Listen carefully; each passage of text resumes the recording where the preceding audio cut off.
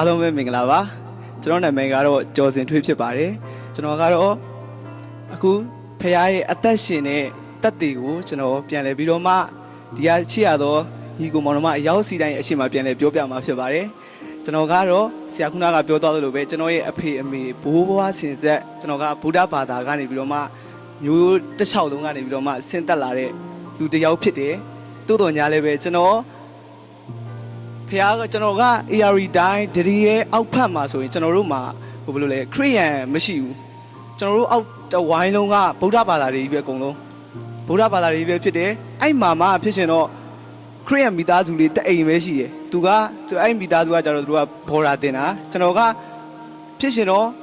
ဖခင်ရဲ့ကျေးဇူးတော်ကြောင့်ကျွန်တော်အဲ့အိမ်ကိုရောက်သွားတယ်ဒါပေမဲ့ဒီလိုခရစ်စမတ်ဒီလိုအချိန်မှာကျွန်တော်အဲ့အိမ်မှာကနေပြီးတော့သူတို့ကဆရာမတွေခေါ်ပြီးတော့မှကျွန်တော်ကျောင်းသားတွေကိုဒီတိုင်းပဲပျော်ဖို့ရှင်ဖို့နဲ့ပြီးတော့မှအသက်ရှင်တဲ့ဖခင်အကြောင်းကိုပြောပြတယ်ခရစ်တော်ကအသက်ရှင်တယ်ကျွန်တော်တို့ခေါ်ရင်ထူးတဲ့ဖခင်ဖြစ်တယ်ဆိုတော့ကျွန်တော်ကိုအဲ့အေးဦးလီဆရာမကပြောတယ်ဒါပေမဲ့အားလုံးကငြိမ့်နေတာကျွန်တော်တယောက်ပဲလက်မခံဘူး no ဘယ်လိုလဲဆိုတော့ကျွန်တော်ကကိုလုံးမှာကိုရမှာ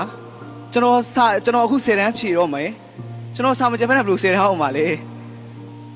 ဲကျွန်တော်စာမကျက်ဖက်နဲ့နေမယ်အဲ့ဖျောက်ကိုကျွန်တော်ခေါ်မယ်ဆရာမဆောင်ဝဲအောင်လားကျွန်တော်ပြန်ပြောတယ်ပြီးတော့မှအားလုံးကအဲ့သူတို့နေ့ရက်တနင်္ဂနွေနေ့ဆိုရင်ရှ िख ိုးတဲ့အခါဘုရားရှ िख ိုးကြတယ်အဲ့ချိန်မှာကျောင်းသားတွေအားလုံးကဆရာမရခေါ်တော့အာနာပါနာနဲ့လိုက်သွားကြတာပေါ့လိုက်သွားပြီးတော့မှဝိပုကိုးကွယ်ခြင်းမှာသူတို့ကနေပြီးတော့မှတခြင်းတွေတင်ကြတယ်ကျွန်တော်မလိုက်ဘူးကျွန်တော်ကငါတို့ရဲ့မီယိုးဖလာဆင်းသက်လာတဲ့ဘာသာတရားကိုအလုံးဝအထိကိမခံနိုင်ဘူးအဲ့ဒါနဲ့ပဲသူတို့အပေါ်မှာဘုရားရှိခိုးရခြင်းဆိုကျွန်တော်အောက်ကပထမ်းရွတ်တယ်ကျွန်တော်ပရိတ်ရွတ်တယ်အဲ့အပေါ်ကအတန်ကိုကျွန်တော်ကနေတယောက်တည်းတော့မဟုတ်ဘူးကျွန်တော်တငယ်ချင်းနောက်တစ်ယောက်ထပ်ခေါ်တယ်ဒါငါတို့ဘာသာလုံးဝကြာရှုံးလို့မရဘူးကျွန်တော်ဘာသာလုံးဝထိခိုက်ခံလို့မရဘူးသူတို့ကမတိလို့လုံနေပေမဲ့အဲ့သူတို့ကိုကျွန်တော်တို့ပြန်ပြီးတော့ဆွဲခေါ်ရမယ်ကျွန်တော်2ယောက်ချတာအဲ့မှာကျွန်တော်တငယ်ချင်းနဲ့2ယောက်ကျွန်တော်တို့ကနေပြီးတော့မှအဲ့သူတို့ကိုပြန်ပြီးတော့မှကျွန်တော်ဘာသာရေးအကြောင်းပြန်ပြီးတော့ပြောရတယ်မင်းတို့အဲ့လိုမလုပ်နဲ့ငါတို့ကဘာသာတရားထဲမှာနေတာငါတို့ဘာသာကငါတို့လုံမှငါလို့ရမှာကန်ကြီးအကျိုးအဲ့ဒါတွေမင်းတို့မသိဘူးလားဘာလို့သူတို့အသက်ရှင်နေမဖြစ်နိုင်တဲ့အရာကြီးကိုမင်းတို့သွားယုံနေရလဲမင်းတို့မိဘတွေသိရင်ဘယ်လိုလုပ်မလဲ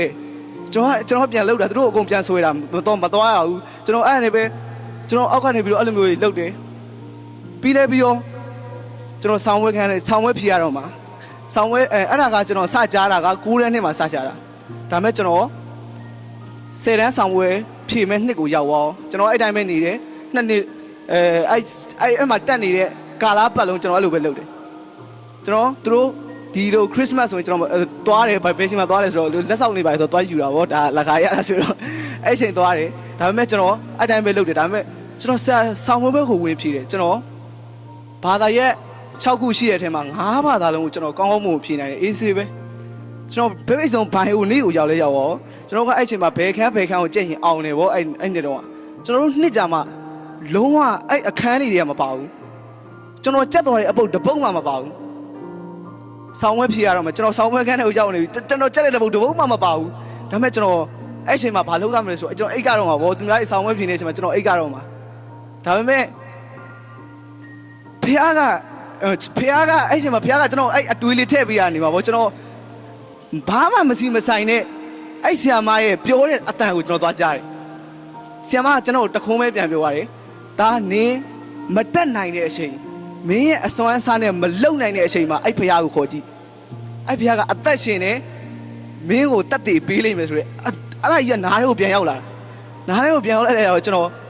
အေးငါအဲ့ချိန်မှာကျွန်တော်တိတာကျွန်တော်လူချင်တာ10တန်းအောင်ချင်တာလေ10တန်းចောင်းသားတယောက်ရဲ့အဓိကရီမန်းချက်ကကျွန်တော်10တန်းအောင်ဖို့ဖြစ်တဲ့အတွက်အေးအဲ့ဆိုကျွန်တော်လောက်ဆရာမရှိတော့ဘူးဖြစ်တဲ့အတွက်အေးအဲ့ဖျားကိုခေါ်ကြည့်မယ်ကျွန်တော်ရိုးရိုးလေးပဲခေါ်တာပါအဲ့ဆရာမပြောတဲ့ယေရှုဖျားကိုရောကတကယ်အသက်ရှင်တာလားကိုရောတကယ်အသက်ရှင်တယ်ဆိုရင်ကျွန်တော်ရအဲ့မှာပါတဲ့ခေါင်းစဉ်ကျွန်တော်တက်မယ်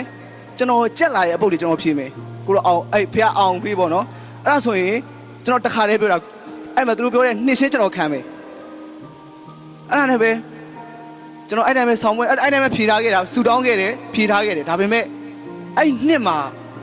ကျွန်တော်အောင်ရင်းထွက်တော့သူများတဲ့ခါတွေကကျွန်တော်အောင်တယ်လို့လာပြောတယ်ကျွန်တော်မယုံဘူးမဖြစ်နိုင်ဘူးငါဟိုပောက်ကြရည်ပဲဖြေထားခဲ့တာ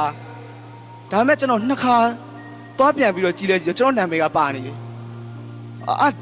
အဲ့ချိန်မှာခေါင်းထဲကိုရောက်လာဟာဒီဖះကတကယ်အသက်ရှင်တာလားဒါပေမဲ့ကျွန်တော်ကအဲ့တဲ့ကတစ္ဆာဝိကိုကျွန်တော်တကယ်ဖြေတယ်အဲ့ဆီယမအိမ်ကိုကျွန်တော်ပြန်သွားတယ်ကျွန်တော်နှိရှင်းခံမယ်အဲ့ဆီယမတွေကလည်းကျွန်တော်ကိုမအူပင်၄အိမ်စုအသင်းတော်မှာကျွန်တော်ကိုနှိရှင်းပေးခဲ့တယ်2018ခုနှစ်ကဒါပေမဲ့ကျွန်တော်အဲ့အားပြီးလဲပြီးတော့ကျွန်တော်ဒီတိုင်းပဲမိဘတွေရှိကိုပြန်ရောက်သွားတဲ့အခါမှာကျွန်တော်အဲ့ဖះကိုအရန်ကျွန်တော်ဂျားထဲမှာဟိုဒီတိုင်းပဲအဲ့ဖះကိုကျွန်တော်သိရပါဘာတခုလဲရှိရောကျွန်တော်လူတဲ့အားကိုဖះကိုတောင်းလို့ရတယ်အဲ့သူ့ကိုခေါ်လို့ရတယ်ကျွန်တော်တို့ကပင်လေကန်းဆက်မှာဖြစ်တဲ့အတွက်ကျွန်တော်တန်ငါတွေဖြစ်တယ်ကျွန်တော်ငါးဖမ်းတဲ့အခါမှာတောင်မှကျွန်တော်ပါတဲ့လှေဆိုရင်အဲ့ကျွန်တော်ကသိတယ်လေကျွန်တော်ကျန်းစာရေးပိုင်းနေအဲ့တော့ဆရာမပြီးတဲ့တော့ကျန်းစာရေးပိုင်းနေဖတ်တယ်ပေတရုကအဲ့ဟိုဟာခရစ်တော်ကနေပြီးဒီနေရာမှာပိုက်ကုံချလို့ပြောတဲ့အချိန်မှာအဲ့ပြောတယ်ဖေဟာကျွန်တော်ကလည်းပြောကျွန်တော်ချမယ်ဆိုတော့အဲ့လိုမျိုးအမြင်နဲ့ဆူတောင်းပြီးကျွန်တော်ပါတဲ့လှေမှာလှေတိုင်းက900ရတယ်ဘယ်လောက်ထိရလဲဆိုသူများတဲ့ခါတွေ9မရတဲ့အချိန်မှာလှေပေါ်တော့9ခုံတက်လာအဲ့လောက်ထိဖေဟာကတက်တည်ပြီးတယ်ကျွန်တော်ဒါပေမဲ့ကျွန်တော်ကဘာသာဘယ်လိုလဲကျွန်တော်ရဲ့မျိုးဖလာတွေကိုပြန်ရောက်သွားတဲ့အချိန်မှာကျွန်တော်ဒုက္ခရောက်ပြီကျွန်တော်ဒီဖျားကိုယုံတယ်ကျွန်တော်ကဂျာထဲမှာတိတိလေးတယောက်တည်းကျွန်တော်မိသားစုတွေအတိုင်းအဝိုင်းတွေကြားမှာကျွန်တော်ဖုန်းကြောင်းသွားခိုင်းတယ်ကျွန်တော်ကိုရင်ဝခိုင်းပဇင်းလေးအဲ့လိုမျိုးအချိန်ဖြစ်လာပြီကျွန်တော်ပဇင်းတက်ခိုင်းတော့မဲ့အချိန်တော့မှကျွန်တော်ပြန်ရင်ပဇင်းတက်ကြတော့မယ်ဒါပေမဲ့အဲ့ညမှာကိုပြီးဖြစ်လို့ပဇင်းမတက်ကြတော့ဘူးအဲ့လောက်ထိကျွန်တော်ကဒါပေမဲ့ဖျားကိုကိုးကွယ်တဲ့အခါမှာညဘက်ဆိုရင်ကျွန်တော်ရဲ့ခေါင်းအောက်မှာကျန်းစာကိုထိုးတယ်ကျွန်တော်မိဘတွေအိတ်သွားတဲ့အချိန်ကျမှဆောင်းခေါင်းမှုခြုံပြီးတော့ဖုံးပြီးထွန်းပြီးတော့မှကျန်းစာဖတ်တယ်ဒါပေမဲ့ကျွန်တော်အဲ့အချိန်မှာကျွန်တော်ဘာပဲဆူတောင်းခဲ့လဲဆိုတော့ကျွန်တော်အဲ့နှလုံးသားကနေစာငတ်တဲ့နှလုံးသားနဲ့တောင်းတာကိုရောကအသက်ရှင်နေဖျားဖြစ်တာဟုတ်တာမှန်တယ်ဒါပေမဲ့ကျွန်တော်ဒီထဲမှာနေလို့ကျွန်တော်ဘဝဘာဖြစ်မှာလဲကိုရောကိုဘလို့လွတ်လွတ်လပ်လပ်ကိုးကွယ်ကိုရောကိုလွတ်လွတ်လပ်လပ်ကိုးကွယ်ခြင်းတယ်ကျွန်တော်အဲ့နေရာကိုပို့ပြီးအဲ့ဒါနဲ့ပဲကျွန်တော်အဲ့ချိန်မှာဘလို့တောင်းလဲကျွန်တော်အဲ့ထဲကနေပြီးတော့ဆောင်းလေးတွေကနေပြီးတော့ခိုးပြီးတော့မှကျန်းစာဖတ်တယ်ကျွန်တော်အားလုံးကနေပြီးတော့ကျွန်တော်ဖျားရှိခိုးရတဲ့အချိန်ရှိတယ်အဲ့အချိန်မှာဆိုရင်ကျွန်တော်ဖျားစီရှိမှလက်အုပ်ရှိတယ်ပြီးတော့မှကျွန်တော်ပထနာတော်ရွတ်တယ်တန်ရှင်းသောဝင်းတော်ဖျားကျွန်တော်ရဲ့အထဲကိုလေနှိရှင်းကန်ပြီးရောက်လာတာကျွန်တော်ဒါမဲ့အဲ့ဒါကြီးကျွန်တော်မသိဘူးတန်ရှင်းသောဝင်းတော်ဖျားကြီးပါညာကျွန်တော်သိရခရစ်တော်ပဲသိတယ်သိရဆိုရဲဖြစ်တဲ့အတွက်ဒါမဲ့ကျွန်တော်အဲ့ရုပ်ထုကြီးရဲ့ရှေ့ရောက်ရင်ကျွန်တော်လုံးဝလက်အုပ်ရှိပြီးတော့ဝှချလို့မရဘူးကျွန်တော်အထဲမှာဘယ်လိုလဲအဲ့ဒါကိုမင်းမလုပ်ရဘူးဆိုတဲ့အတွေးဘယ်လိုလဲအဲ့ဒါကြီးတခုကဖြစ်တဲ့အတွက်ကျွန်တော်လုံးဝလုံးလို့မရဘူးဒါမဲ့ကျွန်တော်ထပ်ပြီးတော့မှနောက်ထပ်ကြီးမားတဲ့တက်တွေတခုရှိရပေါ့နော်ခုနကကျွန်တော်တောင်းခဲ့တဲ့ဆူတောင်းချက်အဲ့ဒါကကျွန်တော်ကဆောင်းလေးထဲမှာခိုးပြီးတော့မှကျွန်တော်မိဖတွေဟိုဘယ်သူမှမသိအောင်ညတိုင်းတကယ်စိတ်နှလုံးနဲ့ဆူတောင်းခဲ့တဲ့ဆူတောင်းချက်လေးဖြစ်တယ်အဲ့ဒါကဒါပေမဲ့ဖခင်ကကျွန်တော်တို့မိသားစုကလုံးဝကျွန်တော်တို့နေဘက်မှာဟိုပင်လယ်ကမ်းစပ်လေးဆိုတော့ကျွန်တော်ဒီဂျပန်ကိုရောက်လာဖို့ဆိုတော့မဖြစ်နိုင်ပါဘူးလုံးဝမဖြစ်နိုင်ဘူးကျွန်တော်လည်းမထားနိုင်ဘူးဂျပန်ဆိုတာကျွန်တော်ခေါင်းထဲမှာစ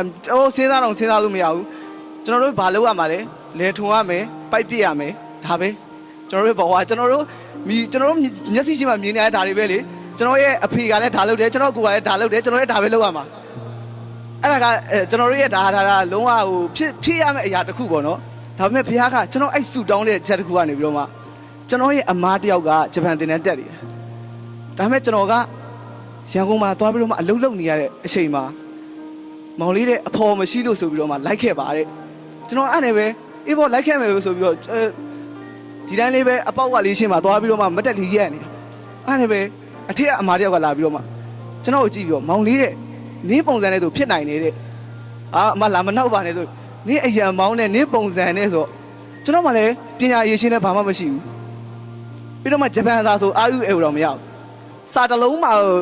အဲ့ချိန်မှာဂျပန်စာဆိုရင်မြင်တော့မမြင်ဘူးအဲ့ဒါနေဖောင်တင်ခဲ့ကြီးတဲ့ရဖြစ်နိုင်တယ်ဆိုတော့โอเคလေးတော့ကျွန်တော်လည်းစောင့်နေရပြင်းနေဆိုပြီးတော့မှဖောင်ဝင်တင်ခဲ့တာပြီးတော့မှတပတ်ပဲကြတယ်ကျွန်တော်အင်တာဗျူးဖြေရမယ်ဆိုပြီးခေါ်တယ်ဒါပေမဲ့အဲ့ဒါနဲ့ပဲကျွန်တော်အေးပေါ့အဲ့ဒါဆိုလဲဝင်ဖြေမှာပေါ့ဆိုတော့ဘလို့ဖြေရမှာဆိုဂျပန်လိုဖြေရမှာတဲ့ကျွန်တော်ကအာယူအေတော့မရပါဘူးဆိုဘလို့ဂျပန်လိုဖြေမှာလဲအဲ့ဒါနဲ့ပဲကျွန်တော်ဘလို့လုပ်လဲဆိုတော့ဂျပန်စာကိုအဆိုရင်ကျွန်တော်မြန်မာအခန်းနဲ့အလို့ရေးတယ် တိလားဒီအဲ့လိုမျိုးမြန်မာလိုပြန်လိုက်တာညံကလေးမဟုတ်ပါဘူးဘယ်လိုခေါ်မလဲရိုမားကြီးမဟုတ်ဘူးမြန်မာအဲ့ဂျပန်ကိုမှဟိုမြန်မာအတန်ထွက်နဲ့ပြန်ပြီးတော့ရေးတယ်အဲ့ဒါကိုမိတ်ဆက်ဖို့လေဝါတရှိဆိုရင်ဝါလုံရွာတောင်ငွေလုံးဝင်တီအဲ့လိုမျိုးရေးပြီးတော့မှကျွန်တော်အဲ့ဒါလေးကိုစာရွက်လေးထဲမှာချရေးတယ်ရေးပြီးတော့မှကျွန်တော်နဲ့အင်တာဗျူးပြင်မဲ့လူတွေသွားကြ10ယောက်တယောက်ကိုသွားပြီးအခုဖေးလေပဲဆိုအန်2တဲ့နောက်တစ်ယောက်ကိုသွားပြီးဆိုအန်3နောက်ကိုသွားပြီးအန်4ညီလေးကဘာတက်တာဘာပြီးသားလဲတဲ့ကျွန်တော်ကဂျပန်သားကိုအခုမှတော့မြင်တော့မမြင်ဘူးလို့အဲ့ဆိုအကုန်လုံးကညလုံးပြူးတယ်အဲ့ဆိုရင်ညီလေးတွေအတွေ့အကြုံရတယ်ဝင်ဖြေလိုက်သွားတယ်သူတို့မေးနေလဲတဲ့မသိရင်လည်းဒီတိုင်းပဲပေါ့နော်ကျွန်တော်ကယုံကြည်တယ်အဲ့ချိန်မှာကျွန်တော်ကိုယုံကြည်ခြင်းတစ်ခုကဘာထည့်ပြီဆိုတော့ကျွန်တော်ကအင်တာဗျူးပါပြီလို့ခေါ်လိုက်တယ်ကျွန်တော်အောင်သွားပြီကျွန်တော်ထိပ်ထဲမှာ confirm အဲ့တစ်ခုကရှိတယ်ဘာလဲဆိုတော့ကျွန်တော်မလုံးဝမဖြစ်နိုင်ဘူးလေသူတို့ level တွေအသီးသီးအောင်မှဒီ interview ခေါ်မဲ့ကိစ္စကိုကျွန်တော်ကဘာမှမတက်ထားဘဲနဲ့ဟို interview ပါရကျွန်တော်အဲ့ဆိုကအောင်ပြီကျွန်တော်အဲ့စိတ်ချမှုတစ်ခုနဲ့ကျွန်တော်ခုနရေးထားတဲ့မြန်မာလိုရေးထားတဲ့ဟာနဲ့ကျွန်တော် interview ဝင်ဖြေတယ် interview ဝင်ဖြေတဲ့အချိန်မှာကျွန်တော်ပထမဆုံးကနေပြီးတော့အဲ့10ယောက်ထဲကနေကျွန်တော်ရွေးခံတယ်အဲ့ဒါဖခင်ရဲ့လှုပ်ဆောင်မှုမဟုတ်ဘဲနဲ့ကျွန်တော်ရမှကျွန်တော်လုံနိုင်မှဆိုဖြစ်နိုင်ဘလို့မှမဖြစ်နိုင်တဲ့ကိစ္စအဲ့ဒါကလည်းဖခင်ကနေပဲကျွန်တော်ကိုဒီကိုပို့ဆောင်တာဖြစ်တယ်ပြီးတော့နောက်တစ်ခုအဲ့ဒါကပထမဆူတောင်းခဲ့တယ်ကျွန်တော်ကိုလွတ်လပ်စွာကိုးကွယ်ရမယ့်နေရာကိုပို့ပေးပါဆိုတဲ့အဲ့တို့ဗာလဲဆူတောင်းချက်တစ်ခုပြီးတဲ့အခါမှာကျမ်းစာလွတ်လပ်စွာဖတ်ရှင်တယ်ကိုရဲ့နှုတ်ကပတ်တော်ကိုကျွန်တော်တေးသေးချာချာလေ့လာခြင်းတယ်ဆိုတဲ့နောက်တစ်ချက်ဖြတ်ဖြစ်လာအောင်ဒါပေမဲ့ကျွန်တော်ဂျပန်ရောက်လာဘာလုပ်တယ်မလို့ကျွန်တော် game မဲထိုင်ဆိုတာ game မဲထိုင်ဆိုတာမိနေအဲ့ဒါကြီးကိုအဲ့ပျော်အကောင်ဆုံးတော့ကျေးဇူးတော့ရှိမှန်းကျွန်တော်ပျော်တယ်ပေါ့အရန်ပျော်ပြီးတော့မှရောက်လာတယ်ရောက်လာတော့ဘာလုပ်တယ် game မဲထိုင်ဆိုတယ်ကျန်းစာလည်းမဖတ်ဘူးဒါပေမဲ့ဖယားကကျွန်တော်ကိုဒီအသင်းတော်နဲ့တွေ့စီတယ်ဒီအသင်းတော်ကိုကျွန်တော်ရောက်လာတယ်ဒီအသင်းတော်ကိုကျွန်တော်ဂျပန်ရောက်ပြီးတော့မှကျွန်တော်အခုဂျပန်ရောက်တာတစ်နှစ်နဲ့ဘယ်လောက်ပဲရှိသေးတယ်တစ်လပဲရှိတစ်လ2လ3လလောက်ပဲရှိသေးတယ်တူတယ်ဟုတ်တယ်အဲ့လောက်ပဲဒါပေမဲ့6လကျော်လောက်မှကျွန်တော်ရောက်တယ်အဲ့အချိန်မှာဒီအသင်းတော်ကိုလည်းရောက်ကိုကျွန်တော်ရဲ့ဘဝကအဲ့ကြမှာစတယ်ကျွန်တော်အရင်တုန်းကအလုတ်လုတ်တယ်အခန်းထဲမှာရောက်လာတယ်ညအိတ်တယ်မိုးလင်းသွားတယ်အလုတ်ပြန်လုတ်တယ်ပြန်လာတယ်ဂိမ်းဆော့တယ်ထမင်းစားတယ်ပြီးတော့အလုတ်ပြန်သွားတယ်မိုးအဲ့ဒါပဲဘဝကြီးကဘာမှသိနေပြီအတိတ်ပဲမကြည့်ဘူးလူကအသက်ရှင်နေပြီနဲ့ဘဝကဘာမှအတိတ်ပဲမရှိတော့ဘူးဒါပေမဲ့ကျွန်တော်ဒီအသင်းတော်ကိုရောက်လာတဲ့အချိန်ကြမှာဖခင်ရဲ့နှုတ်ကပတ်တော်တွေကိုကျွန်တော်ကိုစတင်ပြီးတော့မှကြားလာတဲ့အချိန်ကြမှာကျွန်တော်ဘာတစ်ခုပြန်ရလဲဆိုခုနကကျွန်တော်အဲ့ဒီအချိန်မှာဘာပြောခဲ့လဲဆိုတော့ကျွန်တော်အင်တာဗျူးအောင်ကျင်တယ်လေကျွန်တော်မှလည်းဘာမှမရှိဘူးကိုတော့အောင်ပေးကျွန်တော်တွေးရနေရမှာကိုရဲ့ကောင်းမြတ်ကြောင်ပြောမယ်ကျွန်တော်အဲ့လိုတကယ်ကတိပေးခဲ့တာဒါပေမဲ့ကျွန်တော်ရောက်လာဘာလုပ်လဲဂိမ်းဆော့နေတယ်အဲ့အချိန်မှာဒါပေမဲ့ဖခင်ကကျွန်တော်ကိုဒီတိုင်းမထားဘူးဒီအသင်းတော်ကိုထပ်ပို့တယ်ဒီအသင်းတော်ကိုရောက်လာပြီဆိုကမှကျွန်တော်အရင်တော့က2017တည်းကနေပြီးတော့မှကျွန်တော်စတင်ပြောင်းလဲတယ်အသက်တာကခရစ်တော်ကိုယုံတယ်ပြောင်းလဲခြင်းမရှိဘူးပောက်ကြရတွေကြည်တယ်ပောက်ကြရတွေလှုပ်တယ်အသက်တာထဲမှာလုံးဝညဉ့်ညမ်းစရာတွေနဲ့ညဉ့်ညူးစရာတွေနဲ့ပဲနေ့ရက်စင်တိုင်းမှာအချိန်ကုန်နေတာကျွန်တော်ဘောကဘာအတိတ်ပဲမှမရှိဘူးဒါပေမဲ့ဒီအသင်းတော်ရောက်လာဟိုလူကပြောတော့လေတန်ရှင်းသောဝိညာဉ်တော်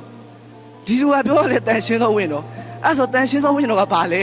ကျွန်တော်လည်းကျမ်းစာကဟိုဖတ်တယ်ဒါပေမဲ့ဆရာမကကျွန်တော်ဆရာမကတော့ပြောပါတယ်ဆရာမလို့ကျွန်တော်ကျမ်းစာဖတ်တယ်လို့ဘာမှလည်းမသိဘူးလို့ဒါလည်းဘာမှမသိလဲဖတ်တယ်ဆိုတော့ကျွန်တော်လည်းဖတ်တာပဲဘာမှလည်းမသိဘူးပေါ့နော်ဒါပေမဲ့ဖတ်တယ်ဒါပေမဲ့ကျွန်တော်နှုတ်ကပတ်တော်နားထောင်တယ်ဆရာဆန်တိုးနဲ့ဆရာဒေးဗစ်လာနှစ်ခုပဲကျွန်တော်နားထောင်တယ်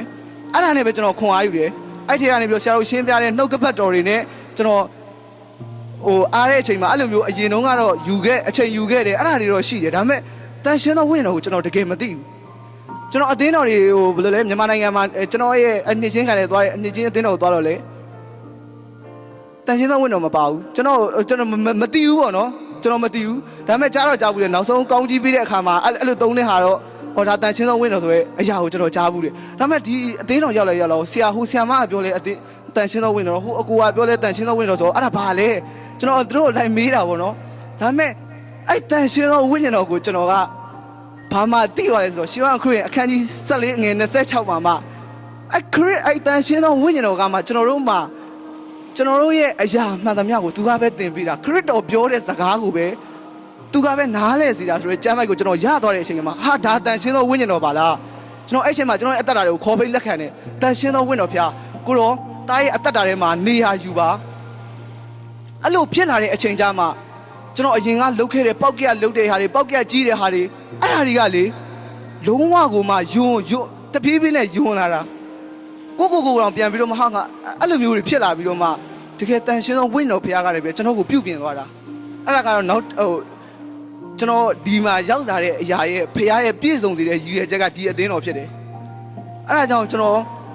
ဒီအသင်းတော်ကိုရောက်လာကမှကျွန်တော်ရဲ့အသက်တာတွေပြောင်းလဲတယ်ပြီးတော့မှကျွန်တော်ဘုရားကိုပေးထားခဲ့တဲ့ဂတိဖြစ်တဲ့ကိုရဲ့ကောင်းမြတ်အကြောင်းကိုကျွန်တော်ပြန်ပြောမယ်ဆိုတဲ့အရာကဒီကျမ်းမှာဘုရားကစတာဖြစ်တယ်ဟာလေလုယာဒါကြောင့်ကျွန်တော်ဒီနေ့မှာဒီမှာရှိတဲ့ညီကိုမောင်မရောက်စီချိန်မှာကျွန်တော်ပြန်လဲပြီးတော့ပြောပြတာလေဒါဘုရားရဲ့တစ္ဆာဝိကိုကျွန်တော်ပြန်ဖြေတာဖြစ်တယ်ဘုရားရှိမှကျွန်တော်ပြုတ်ထားခဲ့တဲ့တစ္ဆာဝိကခရစ်တော်ကဒီကိုပို့တယ်ကျွန်တော်ကိုဒီနှုတ်ကပတ်တော်တွေကိုကောင်းမွန်စွာလေ့လာနိုင်တယ်ဒါကဘုရားရဲ့ကျွန်တော်ကိုဖြစ်စေလိုတဲ့အကြံစီဖြစ်တာဖြစ်တယ်ပြီးတော့မှဒီအသင်းတော်ကိုရောက်လာပြီးတော့မှကျွန်တော်အရာအလုံးပြောင်းလဲတယ်ပြီးတော့မှအများကြီးဒီဆောက်စရာတွေဖြစ်တယ်ဒါကြောင့်ကျွန်တော်ယုံကြည်သူတိုင်းလည်းပဲတကယ်ကျွန်တော်တို့မှာတန်ရှင်းသောဝိညာဉ်တော်ကနေပြီးတော့မှကျွန်တော်တို့မှာရှိမှကျွန်တော်တို့ရဲ့အသက်တာထဲမှာအလုံးလုံးမှကျွန်တော်တို့အသက်တာကပြောင်းလဲတယ်မဟုတ်ရှင်ကျွန်တော်တို့အပြင်မှာရှိတဲ့လမ်းဘေးရလူတွေဘယ်လိုလဲအတူတူပဲအကုန်လုံးအတူတူပဲအရှိမတော့လူကောင်းကြီးအောင်ဆောင်နေဟုတ်တယ်အထဲမှာကပုတ်ပွားနေတာအထဲမှာကကျွန်တော်ဘာသိလိုက်လဲဆိုတော့ကျွန်တော်တို့ဘာသာတရားတွေကကျွန်တော်တို့ကိုမလုံးနဲ့အဲ့ဒါမလုံးနဲ့ကျွန်တော်တို့ကိုထိန်းခိုင်းတာဘာမလုံးနဲ့ဟိုကမလုံးနဲ့ကျွန်တော်တို့ကိုထိန်းခိုင်းတာဆိုတော့ကျွန်တော်ကအထဲမှာထိန်းထားတာထိန်းထားတော့အချိန်တန်ကြရင်အထဲမှာချိနေတဲ့အတွက်ပြန်ထွက်လာတာအဲ့ဒါကြီးကပြန်လှုပ်တယ်မကောင်းတာတွေပြန်လှုပ်တယ်ပြီးတော့ဘုရားရှင်မှာပြန်တိုးဝင်တယ်ဒီဟာကြီးကမရှင်းသွားဘူးဒါပေမဲ့တန်ရှင်းသောဝိညာဉ်တော်ဘုရားရောက်လာကမှအဲ့အထဲမှာရှိတဲ့မကောင်းတဲ့အရာတွေကိုဘုရားကအကုန်ဆွဲထုတ်လိုက်တာဘာမှမချိတော့တဲ့အချိန်ညမှာအဲ့မကောင်းတဲ့အရာတွေကတွေးလဲမတွေးတော့ဘူးလှုပ်လဲမလှုပ်တော့ဘူးမချိတော့အကုန်ဘုရားကအဲ့ဝိညာဉ်တော်ဘုရားကကျွန်တော်တို့အထဲကနေဆွဲထုတ်ပေးသွားတာဖြစ်တယ်အဲ့ဒါကြောင့်ကျွန်တော်အားပေးခြင်းနဲ့ကျွန်တော်ဒီထဲမှာယုံကြည်သူဖြစ်တဲ့အဖြစ်ထဲမှာအမြဲတမ်းလှုပ်လိုက်ပြန်လဲလိုက်ဖြစ်နေတယ်ဆိုရင်ကျွန်တော်တို့ထဲမှာဝိညာဉ်တော်လူတယ်တန်ရှင်းသောဝိညာဉ်တော်ဘုရားကကျွန်တော်တို့ရဲ့နေ့ရဲ့အစဉ်တိုင်းမှာကျွန်တော်တို့ကိုဥဆောင်ပြီးတော့မှကျွန်တော်တို့မလွတ်မြောက်နိုင်တဲ့အရာတွေကျွန်တော်တို့ဘယ်လိုလဲဘိန်းလားကျွန်တော်တို့မကောင်းတဲ့အရာတွေကြည်ချင်းလားပြီးတော့မှအရက်လားဆက်လိတ်လားအကုန်လုံးကဖျားခါပဲကျွန်တော်တို့အထဲကနေပြီးတော့မှအဲ့စိတ်ကြီးကိုကျွန်တော်တို့ကဆွဲထုတ်ပြီးတော့မှပြစ်လိုက်တာဖြစ်တယ်ကျွန်တော်တို့ကထိန်းပြီးတော့မှငါမလုပ်ဘူးငါကြိုးစားပြီးဖြတ်မယ်ဆိုရင်လုံးဝမပြတ်ပါဘူးဘာမှမပြတ်ဘူးအဲ့ဒါကြောင့်ကျွန်တော်အားပေးခြင်းနဲ့ပြီးတော့မှကျွန်တော်ဘာသာတရားအကြောင်းကိုမပြောဘူးဘာသာတရားတွေကကျွန်တော်တို့ကိုကောင်းတာပဲလို့ခိုင်းတာဖြစ်တယ်ဒါပေမဲ့သခင်ယေရှုခရစ်တော်ကကျွန်တော်တို့ကိုအယမ်းရှိတယ်ကျွန်တော်တို့အပြစ်အားလုံးအတွက်သူလောကတိုင်းမှာအသေးခံတယ်အသွေးသွန်းတယ်တကြိုချင်းခံတယ်၃ရက်မြောက်တဲ့နေ့မှာရှင်ပြန်ထမြောက်ပြီးတော့မှကျွန်တော်တို့ကိုထာဝရအသက်ကိုပေးသွားတာဖြစ်တယ်ဒါကြောင့်ကျွန်တော်တို့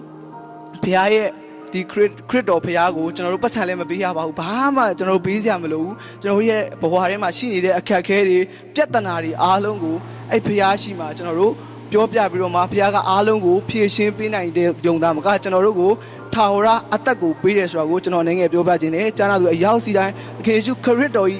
တစ်ဖက်သက်ရှင်ရှင်မေတ္တာဖြစ်ပြီးတော့ထာဝရအသက်ကိုအရောက်စီတိုင်းရရှိစေပါလို့ကျွန်တော်ဆုတောင်းပေးပါတယ်